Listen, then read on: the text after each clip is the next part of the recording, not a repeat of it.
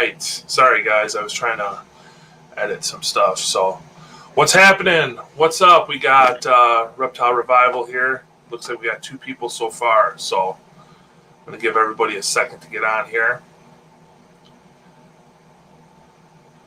Brian, are you still here?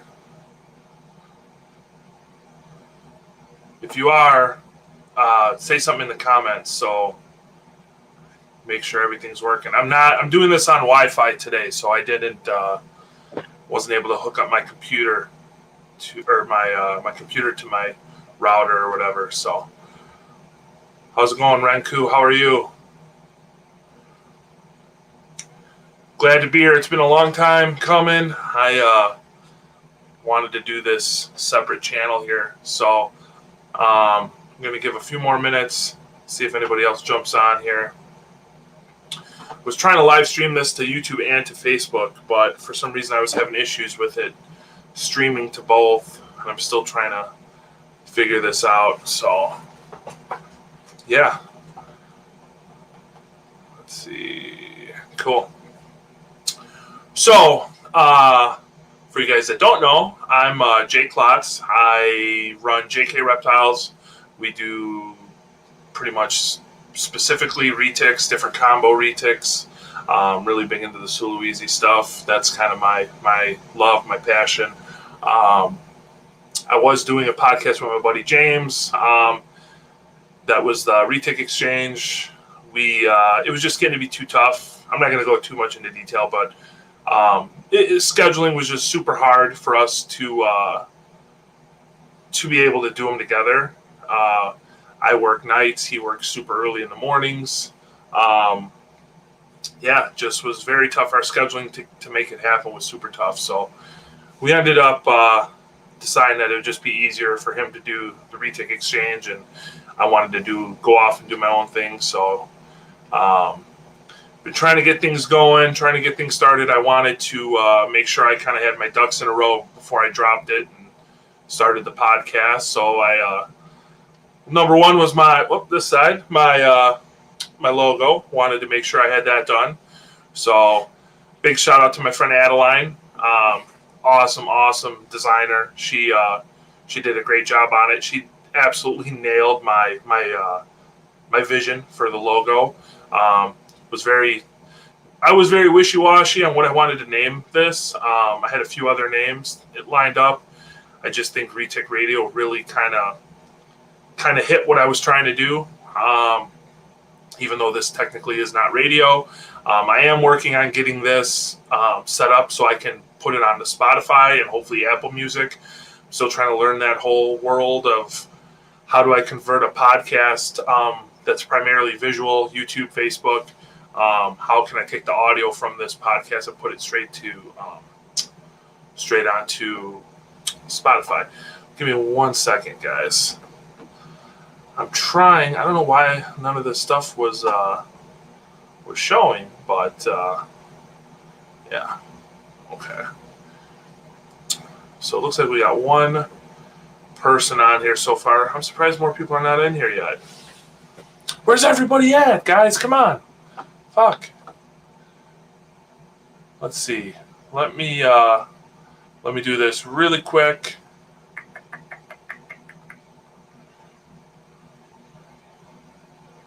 Where are we at? Just want to try to get this because I know I'm going to have... What's up, guys? I see a few more people popping in right now. I just want to bump this up on a couple of the pages real quick.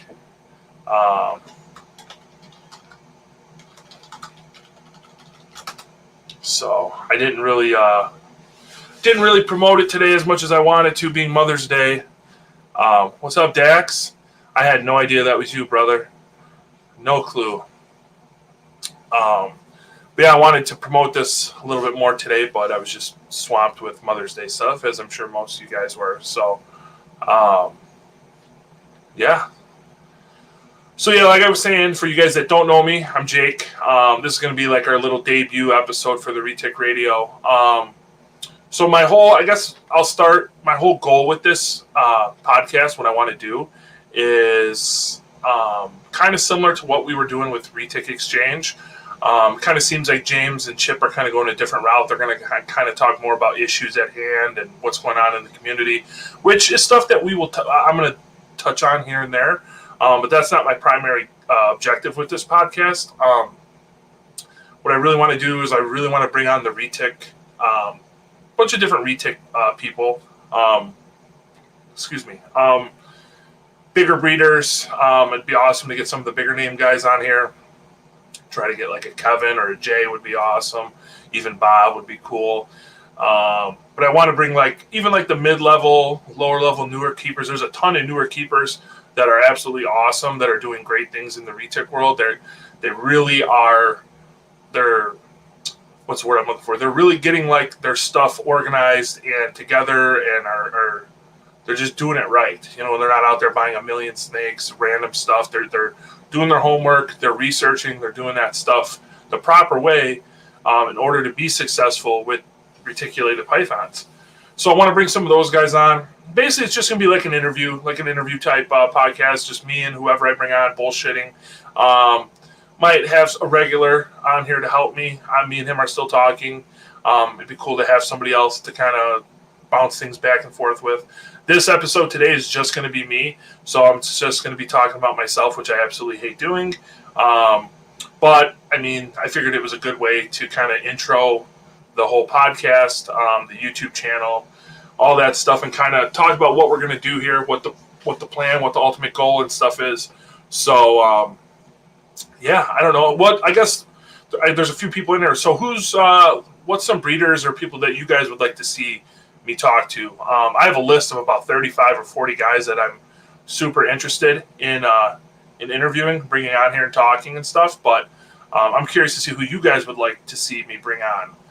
Is there anybody specific or that you really would like to hear from and kind of see their history and their what got them into the hobby, what's kind of their forte within reticulated pythons, just kind of see what you guys want, because that's the reason I'm doing this is I want to bring this stuff to you guys. There's a lot of breeders, there's a lot of stories, there's a lot of info on morphs and localities and stuff like that a lot of people don't know about, and those are the guys I want to bring in. I don't want to lose these stories and this history of a lot of these morphs and stuff like that. So I want to interview these guys and bring these guys on here to talk about that stuff. We all see what they're breeding, and which we're going to talk about, but we see it pretty much what people are hatching and making and working with on Facebook and Instagram and stuff. But I would really like to see more of the history of the Retic world, the history of all the animals, the morphs, where they came from, how they got them, how did they get that animal, So Nick says to bring Shane on. Absolutely, Shane for sure. Actually, me and Shane have been talking, and I was going to have him be my first guest, but like I said, I kind of wanted to do this one solo, just to kind of go over what I wanted to accomplish with this podcast. So, but he's at the top of my list. Weston Wenner from Wildfire Retics, me and him have been talking a lot. I know he's down to come on, so I want to put him on. He's an awesome dude. He's killing it in the Retic world, and I just love all the stuff he's doing. He's doing it right. He's got badass setups. He's got his podcast going, or his not podcast, his YouTube going, which is awesome. That's what I'm slacking on. So this is kind of a avenue for me to kind of up my YouTube game a little bit. So, but yeah, Weston's another guy. I want to bring Travis Warren on here. I have been talking to Travis Kubis, so hopefully I can get him to come on. So yeah, it's going to be cool. It's going to be cool. Yeah. Who are you talking about, Dax? Are you talking about Weston, I would assume? I assume he's talking about Weston. But yeah, Weston's a good dude. So yeah, that's kind of where I'm going, where my head is with this. I don't want to be the same as some of the other ones out there. I know Noah's doing one with Rob Clark. And like I said, I know James has his and Chip. So I don't want to kind of do what they're doing. I kind of want to bring. My whole goal is just bring people on, bullshit, talk, that sort of stuff. So yeah, that's the plan with this. So I guess what I can do is just kind of give you guys. I'm sure people have already kind of seen my um, history, or I think most people have if they watched the Retic exchange. You kind of saw how I got into Retics, but I guess we'll kind of go over that just for in case there's new people. And like I said, this is kind of a fresh start. Um, so I've been keeping Retics specific. Well, I guess I should say, going back as a kid, I never really was into books, regular books, kid books, stuff like that. Even as early as kindergarten. I always had, dictionaries or big reptile field manuals, and not even just reptile, animal stuff pretty much my whole life. My parents worked regular jobs, but they rehabbed the animals a lot. So my dad did tree work for Aspen ComEd, so he was all traveling all over. He'd bring home like animals that like raccoons that maybe had a mom that died and the babies were sitting with her, all sorts of random stuff. So we always had cool animals. He did work for a guy, and then the guy couldn't pay him, so he got like a pot-bellied pig. So I had just all sorts of cool stuff growing up.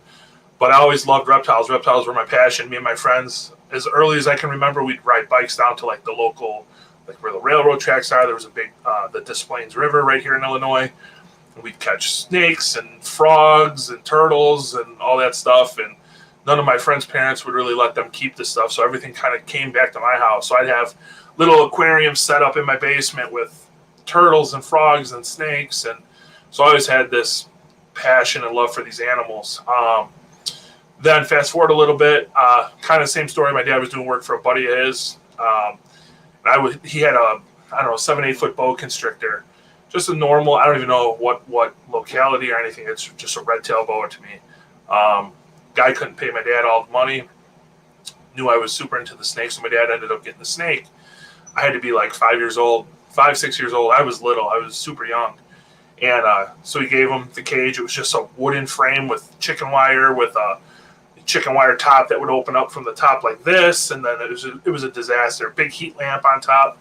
So my dad got that snake for me, and we set it up in the basement. We'd go to the pet store and get like guinea pigs and whatever, rats for it and stuff, and we kept it for a little while. The snake, I remember the snake destroying its face from pushing. It was just no clue what we were doing. So we ended up getting rid of that, and then just time went on. Started finding about the internet more, getting more into the internet, and seeing like that this is like there's an actual world of reptile keepers, and it's huge. And I started subscribing to Reptiles magazine, and just my mind like exploded because there was so much cool stuff.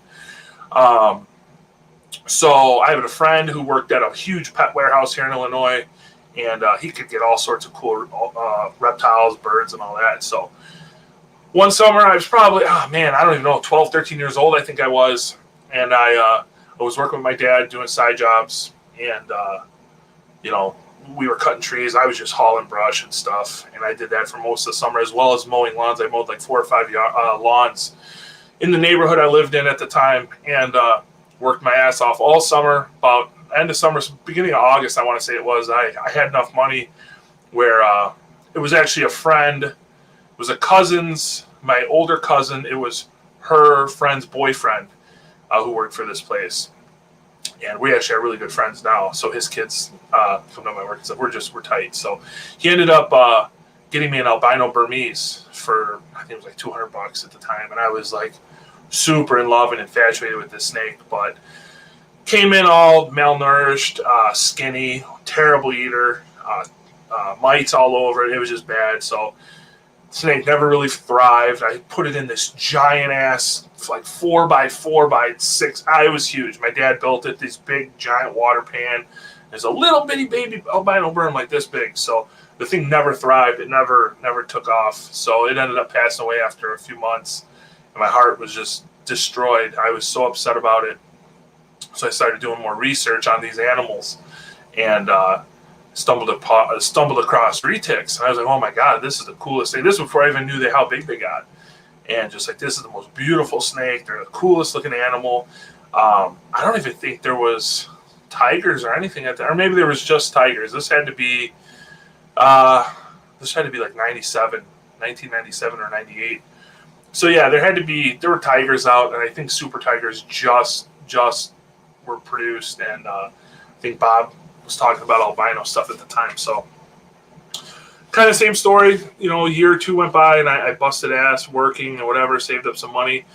A lot of trips to the local reptile pet store here in Tinley Park, or Orland Park, called the Chicago Reptile House. That's owned by Brian Potter, who puts on all the NARBC shows. So went in there, would always look at the baby retics and all sorts of other stuff. But the retics, I'd always sit there and check them out and bug them about them and stuff like that. And so I worked, saved up enough money, and I bought my first retic, which was a tiger. And after doing some more research online, I found out that animal came from Al and Cindy Baldogo. So I stayed in contact a lot with Al and Cindy. We always, they were super cool. They helped me a ton with retic questions, and man, it was awesome to have them kind of help me out a lot. And then I stumbled upon the mini retic mailing group, which was online. It was like an email forum type deal. So you'd put your post up, and it would be emailed to everybody, and there was threads. It was cool. But man, I annoyed everybody on that group. I was 15 years old, maybe 14, or I think it was 14. And man, everybody could not stand me. I asked the dumbest questions. I talked out of my ass. I didn't know what I was doing. It was terrible. Nobody would help me. I'm a 14-year-old kid with a retic talking about I want to buy a bunch, I want to breed them, I want to sell them, I want to be involved. Nobody wanted to help me. Everybody thought I was a piece of shit. So ended up getting in contact a lot with Jim Gaspar, who passed away a while back. But he was the only dude that gave me advice and helped me and really talked to me, and kind of showed me kind of the ins and outs of the breeding. And he helped me so much. He talked me out of deals on stuff. I was working. I had some money for a 14-year-old kid. I could buy snakes and stuff. So, if I would have done what I wanted to do, I would have ended up with so many animals, and it would have been a nightmare. So he kind of really helped me, guide me in a way. Just like Dax. Dax, you're a good guy, man. You got it down pat, buddy. You're doing it the right way. That's for sure. So I just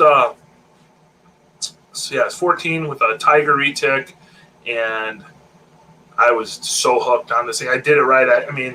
Right by standards of that, I had it in a nice little aquarium.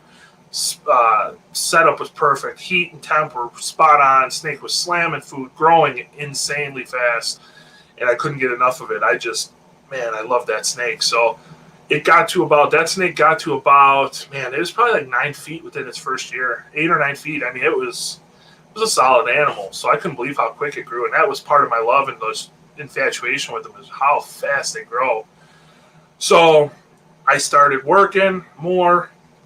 I was 15 or 16 at the time, and I had an actual job now, and I was working after school every day, weekends. I was doing 35, 36 hours a week as a 16-year-old kid, on top of working with my dad sometimes when I wasn't working my regular job. So, man, I bought a ton of stuff. I was buying retics and monitors and fucking everything under the sun.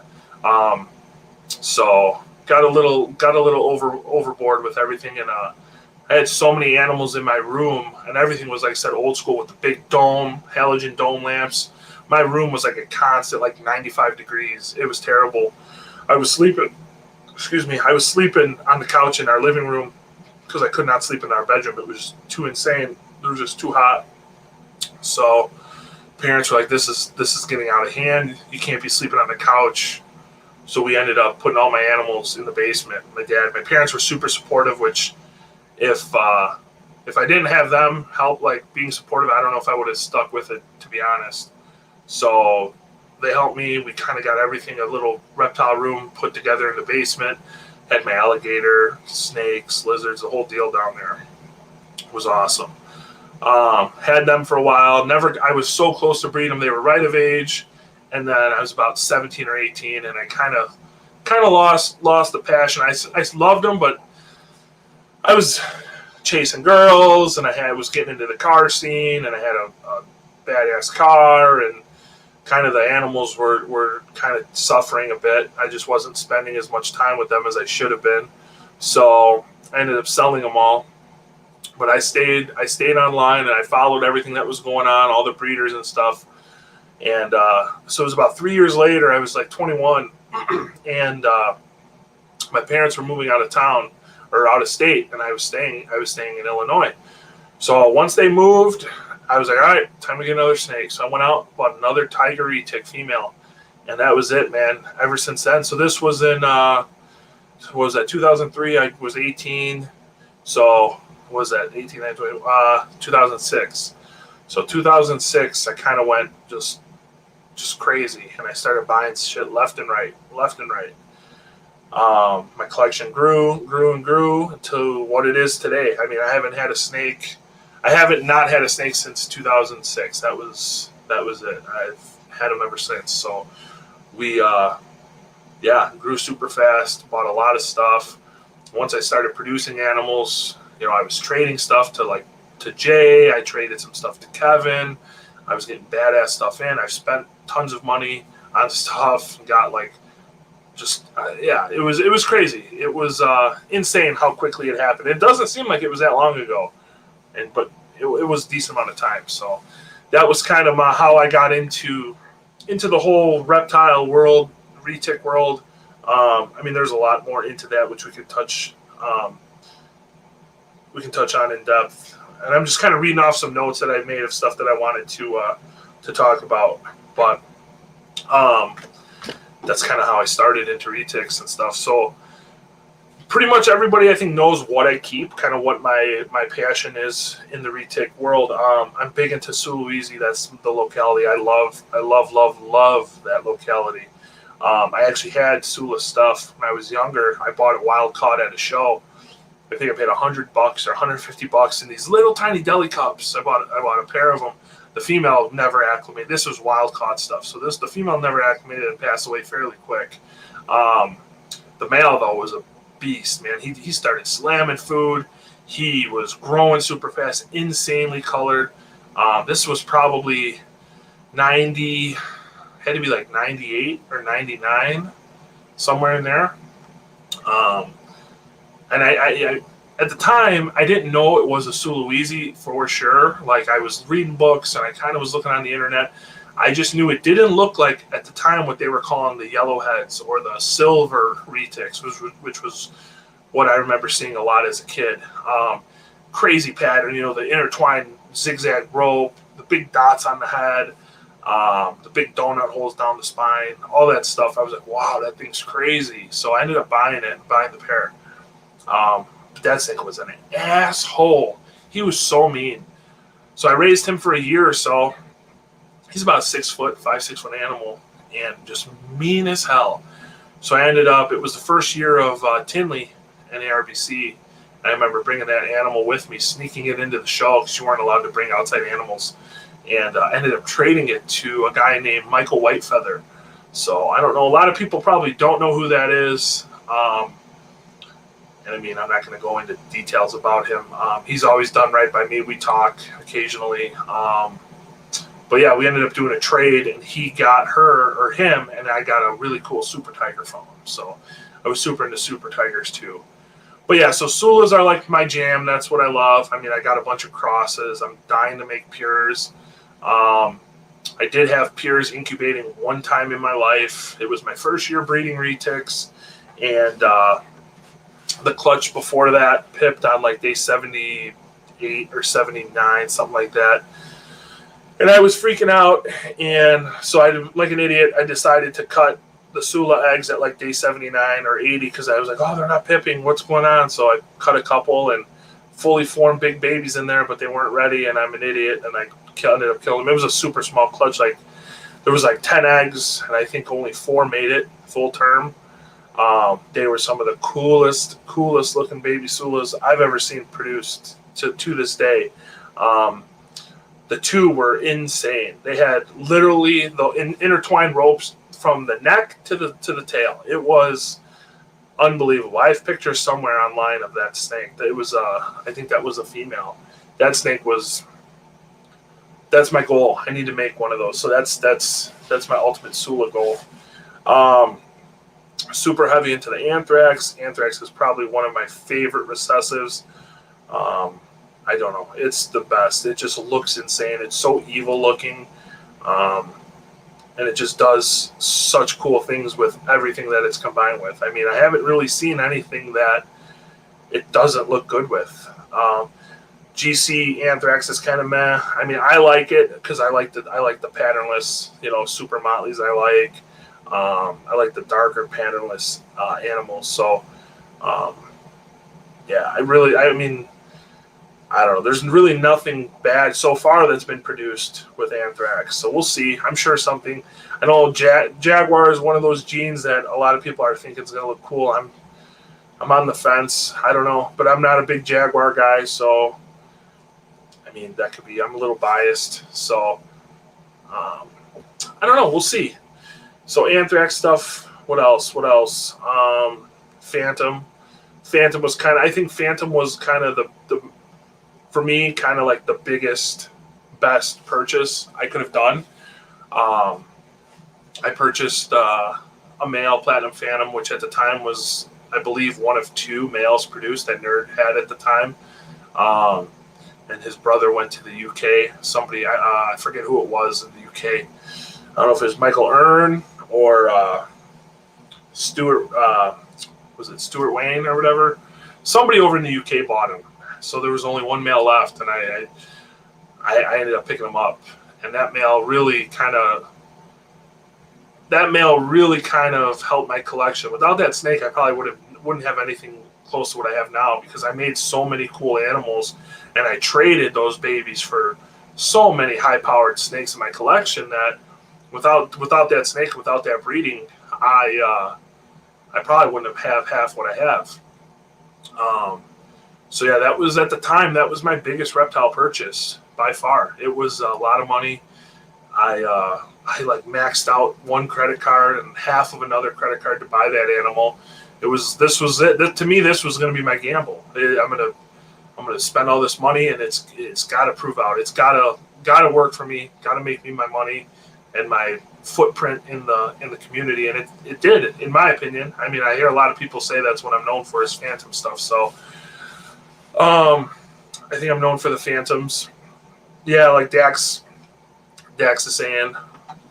The blondes, I think the blondes too.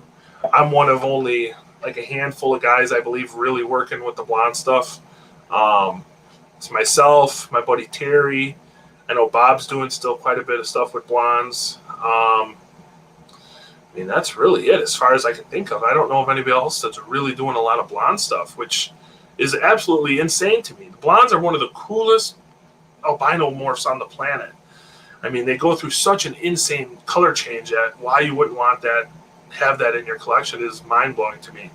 I love them, and they just look so different from the mochinos, from the orange glows, from everything else that it's, I don't know how people don't get into it more. But yeah, the blonde stuff's cool. I got some cool blonde pairings this year. I mean, we did a lot of blonde stuff. I made Platinum Phantom blondes. I made Platy Phantom Tiger blonde. Unfortunately, that male didn't make it, but I only made one, but he was cool. I do have a blonde Phantom Sun Tiger male that me and my buddy Terry ended up doing a breeding collab on. So I have him here. I have a GC Tiger that's 100% het blonde that I think I'm going to put to my blonde tiger this year. So we could see GC Super Tiger blondes. Now I heard somebody in the UK, I don't know if that was Jacob or somebody overseas, I'm pretty sure made blonde GC, but I've only heard of it. I have not seen it. So we'll see. I don't know if it's world first. I don't care. I just think a blonde GC is going to be awesome. What else? What else am I known for? I think that's kind of it. I mean, those are like the three morphs that I'm really, really, really into, or the three or four animals that I'm super into. I have a lot of other cool stuff though. I mean, I have some albinos. I have some mochinos. I still have a little bit of genetic stripe stuff. What else? I got my Bat Eater, which I fucking love that snake. I got that girl from Janet Lee. That snake is incredible. one of my favorite snakes just because I love hybrid stuff. I'm a big hybrid lover. So that snake is awesome to me. She's slamming food now. She's putting on some serious weight. We're gonna really try to make some jungle retics with her. If I can do it, I really want to purchase one of those Super Timor pythons from Daniel Solis. And for those that don't know, the Super Timor is a Timor retic hybrid. And I would love to put that to the bad eater and make some triple hybrid stuff, some Berm, Retic, Timor hybrids. I don't know if it would happen, but that would be awesome. That would be insane to me too. Nick Cooney, thanks, bro. Known for making the best pies that have been produced in a while. Yeah, the pies were. A lot of people have been. Man, the pies were. I'm a very unlucky person in life. Me and my father have a joke that we have Kotz luck, which is, we always say that's just we have shit luck. My wife always tells me she's jinxed marrying me. I don't have good luck. Never have. It's whatever. That's life. So when I cut that clutch, and those babies were that high white, and I saw those white heads, I pretty much almost fainted. I'm not even joking. I was freaking out like I've never freaked out before. Mom was almost no white whatsoever. I mean, not one crossover, not even white sides. Dad was a nice looking pied. He was a pied tiger. He has a couple crossovers, super high white sides. He was very nice. He wasn't like the most insane pied I've ever seen, but he was a very nice looking male. So never in a million years would I have thought I would have made a high white pied, let alone over half that clutch was high white. And I think there was like 5 or 6 white-headed pieds. So, yeah, that clutch, I'm still blown away that I made those. I wouldn't say I'm known for those, but, I mean, people have been making killer pieds. Weston made insane pieds. Who else? Bob is knocking out insane pieds. Jay's making inside pieds. A lot of guys are making cool pieds. For me personally, the reason I think mine are pretty cool is because of the fact that it's just a tiger and a normal, and the normal has no white. So the thought process has been you need tiger to tiger, super tiger pieds are what's going to be super high white. And yeah, it's so like just the fact that I made what I made from those two animals, I cannot believe it. Nick says, am I going to repeat that breeding?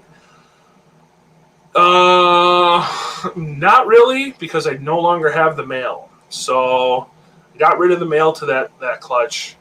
Hopefully that wasn't a bad decision. We're gonna find out. I do have I do have 2 males that I'm holding back from my clutch. The one male is the highest white animal in the clutch. He's over 95% white. I mean, he has like one little spot of normal and a little patch on his head. So I'm keeping him, and then I have a really nice white-headed, super high white-sided male. So, I mean, I'm going to take one of those males and breed him back to mom and see what happens. Mom is supposed to be 100% het albino. Dad is supposed to be a pos het. So, I mean, we're going to gamble and see. I mean, I don't really care if I make albino pieds necessarily, at least not with this breeding, because I do have a golden child pied that's 100% het, so I could make them. But I'm actually going to take that GC pied het that I have, and I'm putting him to my Motley Sun Tiger that's pos het albino from Shane. So be nice to prove her out and hit on some Motley GC Sun Tiger albinos that are 100% het pied. Run one of those back to the female pied I have. So we'll see. I mean, it's a lot of what ifs and a lot of if this breeding happens to hold back some of these and blah, blah, blah. You know what I mean? So we're going to see what happens with that. But, yeah, the pieds were cool. The pieds were one of the – yeah, that was such a sick breeding. So I appreciate all the love from everybody. I've never gotten so much love about a clutch in my life. That was awesome. So thank you to all you guys for showing me love and support. Dax, I know you got that mail from me, he's insane. That snake, I would almost swear is a platinum. He's so bright. But yeah, so I'm trying to think if there's anything else. What else? What else do I have that I'm kind of known for? That's pretty much it. I mean, like I said, I have a lot of random other shit, but it's probably the Phantoms, the Anthrax, the Pieds, the Blonde, and the Sulas are pretty much what I'm known for. Those are all my favorite. And if I had to pick one out of all of that stuff to work with, it would honestly be my Sula stuff. That's my favorite. That's my favorite Retic in the world right now. I mean, it's always been my favorite, but Nick says, let's see, albino pieds are I cannot wait to see what you do with the hypo gene. So, yeah, I guess we can touch on that. Yeah, albino pieds are kind of meh. I think that's mostly because they're white phases. The lavenders look pretty sweet. You know, Shane had some really nice ones. When I was in Arlington, I saw Bob's, and those looked really good. The purples are freaking cool. And then I got to see Don Munson made orange glow pieds. That snake's insane, too. I think when we start seeing orange glow pied, like 50% white, is going to be phenomenal. And then we're going to have Mochino pieds, hopefully. I know Izzy's got a clutch on the ground, and I saw Sal has a clutch of Mochino pieds on the way right now, too. So Mochino pieds are going to be cool. Orange glow pieds are sick. Indo caramel pieds are going to be sick. There's a lot of, I think once we start getting those T positive lines, are going to be insane. Jacob, I don't know his last name, Jacob Drozda or whatever. I think he's in Poland. He owns a Reptiles. He made blonde pieds. That snake is on another level. That is the coolest pied, or what is it called? That is the coolest albino pied morph I've ever seen. That snake is unbelievable. So I am actually going to shoot for making my own hets here.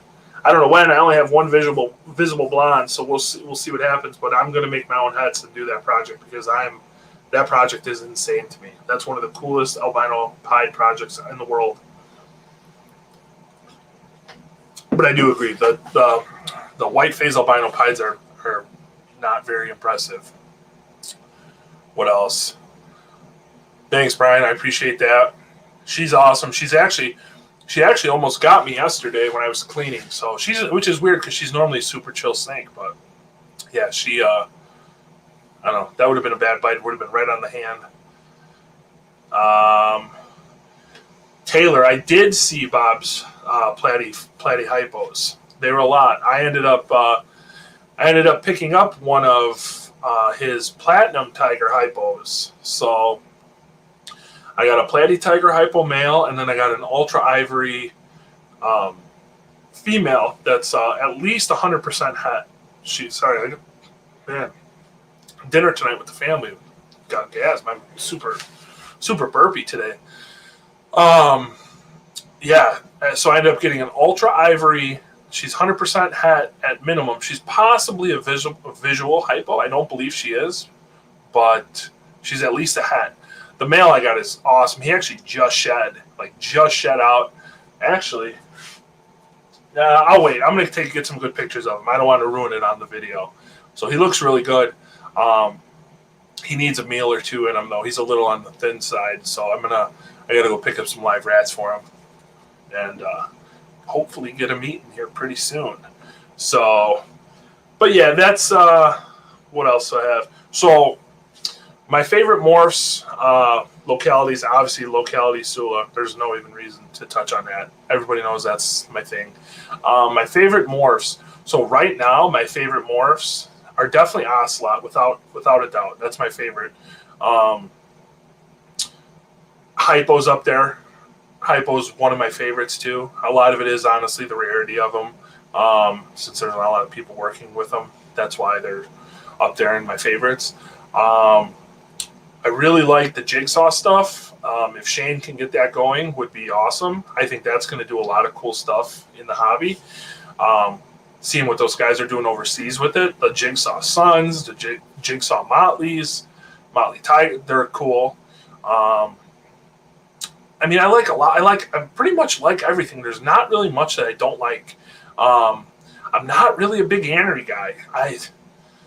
I don't know. I just can't. I just don't like it. I mean, there are some very, very pretty and very nice looking Anery stuff. I don't know. It's not my thing. You know, titanium's another one. You know, which is a lot of people don't like titanium. I don't know. Again, it's a patternless kind of dull looking snake. I mean, I just hatched out a bunch of golden child phantom combos, but I mean, again, it's the same. Just patternless brown or yellow snakes don't do it for me.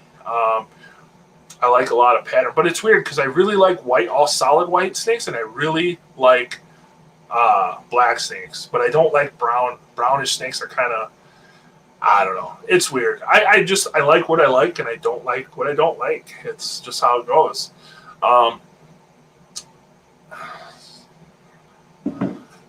Yeah, I know.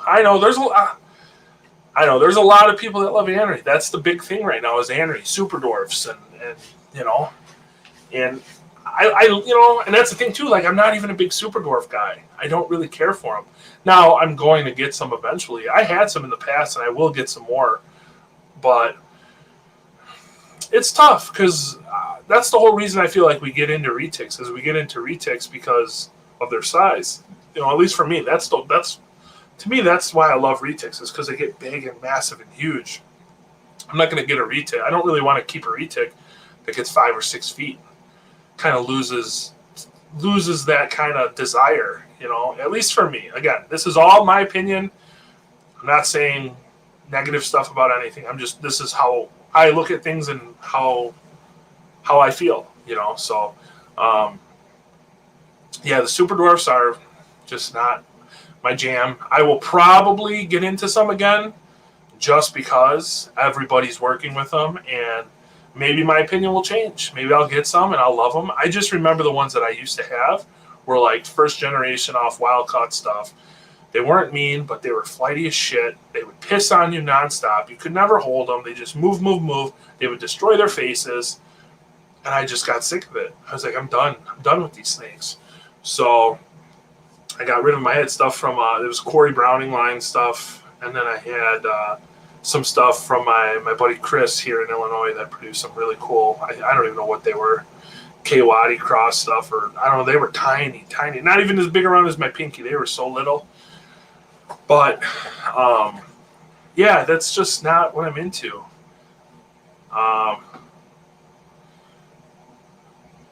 Mainly locality stuff is awesome. I just can't keep a ton of them.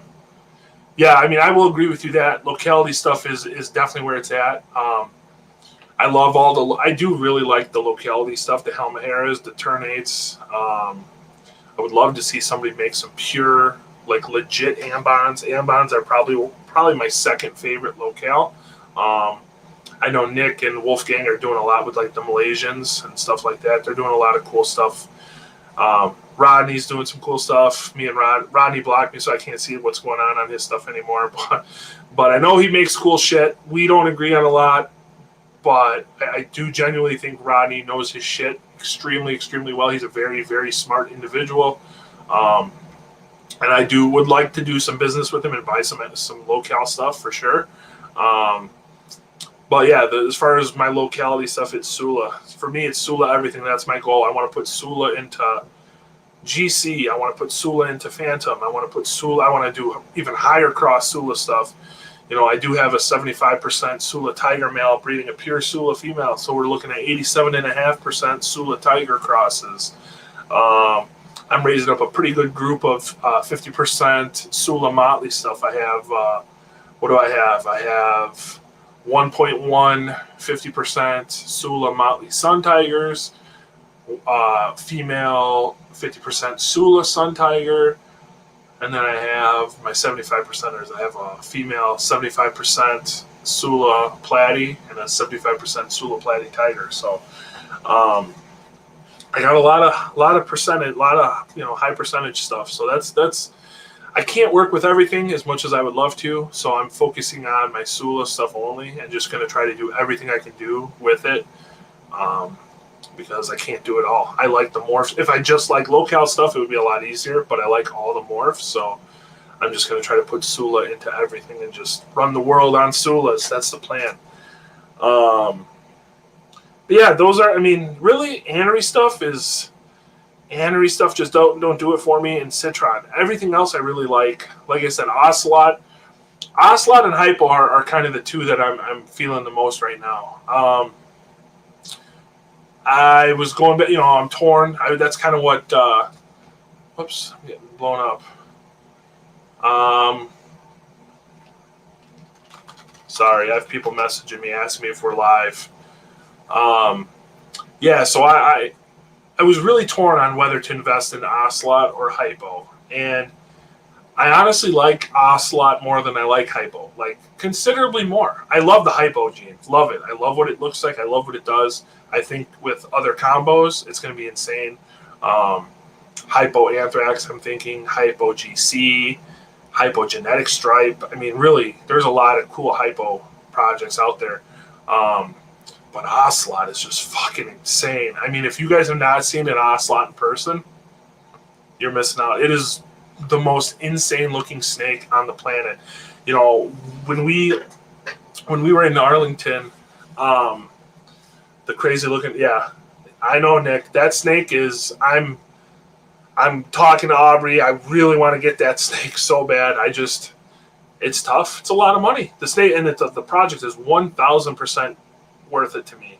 A snake like that, I don't know. It's tough. I really want a visual if I'm going to raise one up. That's my problem, So, but yeah, I do think Ocelot to me is probably the best looking one out right now. And then when Jay made the combos, the Ocelot Tiger, I never in a million years would I have thought that snake would have looked as good as it does. And the fact that snake came out like that, I look at that. I honestly have that picture as a background on my phone, and I cannot believe it looks as good as it looks. It's insane. It looks like a hybrid. Doesn't even look like a retic. It looks like something you would see. I mean, it looks like a jungle cross. It's crazy. So imagining seeing those snakes in with other morphs, like I keep thinking Ocelot Anthrax, Ocelot Hypo would be ideal. That would be the ideal route to go. I just got to convince somebody to let me use an Ocelot female. Aubrey, yeah, it's but the Ocelot is the shit. I mean, if you guys have not seen an Ocelot in person yet, you are missing out. That snake, the silvers on it, and just the attention that snake gets. Like I said, when we were in Texas, Aubrey brought one of his breeder males, and he pulled that thing out and was behind the booth, and that snake drew so much attention. I mean, you had guys coming up from the ball python world checking out what the fuck is this thing? Miguel from Always Evolving was checking out. He actually did a video on it. A bunch of guys actually did videos on it. It is one of the most, and I don't even think, I mean, by itself it looks that good. So it's hard. It's even hard to beat that snake by itself. Even adding all these genes, I don't know. I think you might even lose some of that cool factor. Once you start getting the caramels, I think a caramel Ocelot or a orange glow, that's going to be it. That's going to be a mic drop snake for sure. I mean, you really are not going to top that animal. I don't see any, especially with us not being able to import anything anymore. As soon as a true caramel Ocelot gets made, that's it. There's nothing. I don't care. I do not think that there's going to be another retic ever produced that's going to beat the look of that snake. Just there's no way. There's no way. That snake is going to look so impressive. So, and yeah, when I bought my Hypo, that's what I was I know I'm jumping around back and forth. But that was my mindset was, I looked at it more as an investment opportunity for me. And as much as I love Ocelot and as much as I think it's the best looking gene out there right now, there's a lot more guys that I know that I could be wrong. There could be guys not saying anything, but there's more guys that I see working with Ocelot than I do with Hypo. That's the only thing that scares me is I'm going to drop, I think they're still on 20, 25 grand. I can't drop $25,000 on a snake. I just cannot do it. I can't even drop half that on a snake right now. But And if I get one, I want to raise a female because I need the female anyways, and I don't want to get a male to breed to make heads that I'm still going to have to raise for 4 years. I would rather raise a female for 4 years, and at like 3-year mark, then get a male, and then that last year raise the male up with the female. So it's hard for me to say I'm going to go drop 20 grand on a female that I can't do nothing with for 4 years, and here you have numerous, you got a bunch of guys, a lot of the big name guys too. Jay's got them. Samson has them. Kevin's got them. Aubrey's got them. Sal's got them. There's numerous guys. There's other people that have them too. So how do you invest? These are all guys that can breed mad retics. So how do you? For me, I looked at it as the hypo is the better route for me to go. I still think you can make good money off of either one. So that's the route I went. I do want an ocelot very badly, and that's my goal. That's my next snake. It's an ocelot, or if Shane makes jigsaws, one of the two. And that's it. After that, after those two snakes, there's really not much else I need to get. So I don't even think Nick says in 4 years there'll be 10 grand. I mean, I don't think it's going to take 4 years, And I mean, I look at it, they're never going to be like cows. I don't think. I mean, even cows now. I've seen guys sell cows for $1,000, under $1,000, and that's really what they're about worth now, $1,000 to $2,000, depending on what genes are in them, and that's fine because you can sell, 10 $1,000 snakes a lot quicker than you're going to sell a $10,000 snake. It's just how it is. It's simple, it's simple economics. So, yeah. What else? I know we kind of are rambling. It's a lot harder to do this by myself than I thought it was going to be. I thought it'd be super easy, but it's not. So sorry if this is kind of a weird podcast. Like I said, next one I'll have somebody on with me. It'll be a lot more smoother. My next one would be my breeding goals or plans. Breeding goals would be Sulas, pure Sulas, finally. Any cross Sula stuff I still want to do. I want to make some more blonde anthrax stuff very badly since I only made one. That's a goal of mine. Get my hypo up to size and make some crazy ass hets. So that's another project. What else? What else do I really want to make? I'm trying to think what else. There's so many projects. I'm actually waiting for these guys to hatch out. These are due July 1st. Those are going to be cool. Platinum. It was a Moschino Motley female to a Platinum Phantom Sunfire Het Purple Pos Het Anthrax. So Moschino, Motley, Platinum, Phantom Sunfires, which are going to be cool. I'm excited for those if I make them. I want to make pieds again, hopefully with a higher white male. With a higher white male, I think I can make even cooler stuff.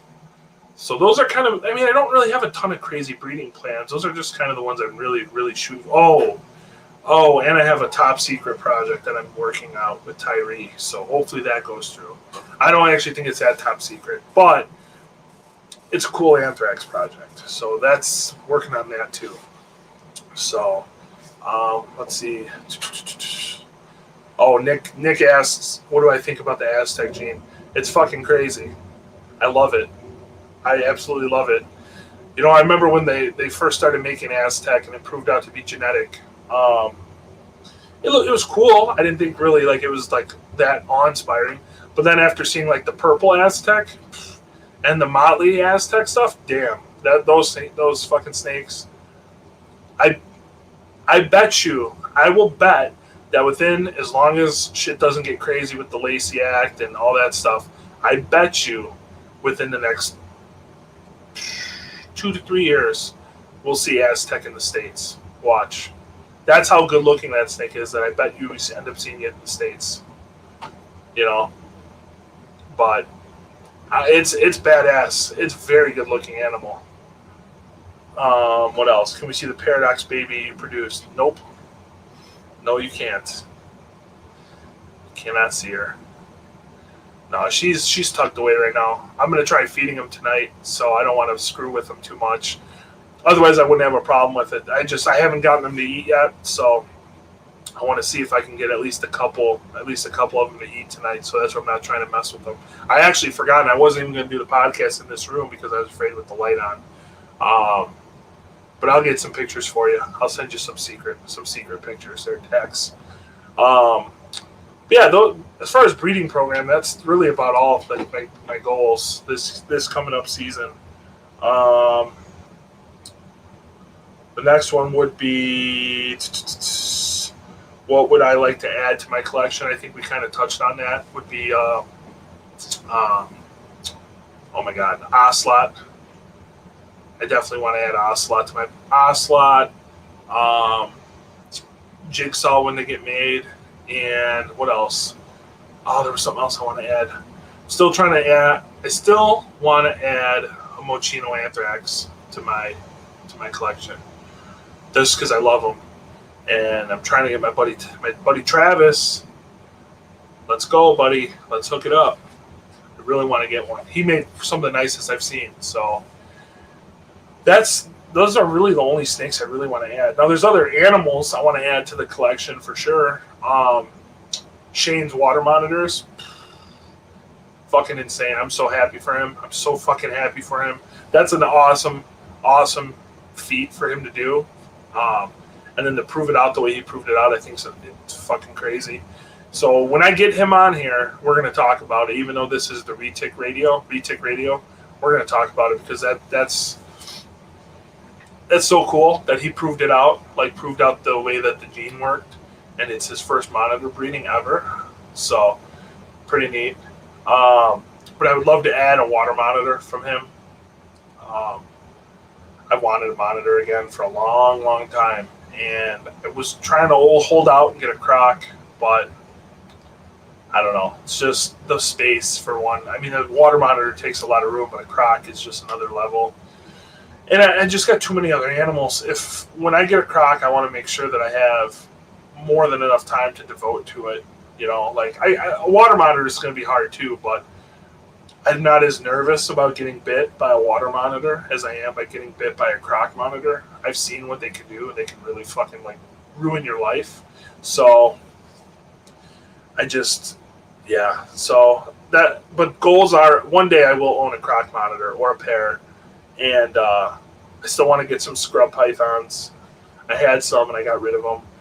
So I want to get some scrubs, and I'd love to get a pair of Bolins just to have. Expensive, $20,000 pair of pets, but that's really, as far as snakes go and lizards go, that's really it. I don't really want to own a ton of different species. I love a lot of stuff, but there's just not a lot of stuff I want to keep. I'm very I like what I like, and that's what I want. I don't want a million different species. I just want a couple that I like, and that's it. So, I would love to get into venomous, but I don't have the balls to get into venomous. Too scared, and then having kids, and then having the collection in my house, no way. I've always been in love and fascinated with rattlesnakes, so, but I just won't. I just refuse to own one. They're cool as hell. What else? Yeah, that's it really. So, what did Nick say? Let's see. You think someone else going on with that Paradox girl other than Super Phantom? So I'm pretty sure she's Golden Child, and I'm pretty sure she's Sunfire, if not Super Sun. So I think she could be everything minus Tiger. So I think she could be Super Phantom, Super Sun, GC. I don't believe she's Tiger at all, but I'm pretty confident she's GC, just because of how orange the Paradox spots are. And I think she's Sunfire because, again, the orange is super bright and vibrant. It's really hard to get on picture without it fading out because it's so bright. So I do think she's got. If she's not, she might not be Super Sun. She could just be a Sunfire. But the minimum, I think she's Super Phantom, GC, and Sun. But I think there's a good chance she's Super Sun. Yeah, that's another snake that I still can't believe I made. I'm still in shock that I made a Paradox or anything.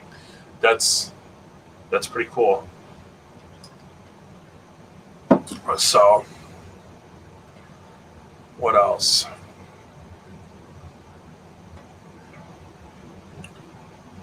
I'm just trying to read some of these comments. There's quite a few of them.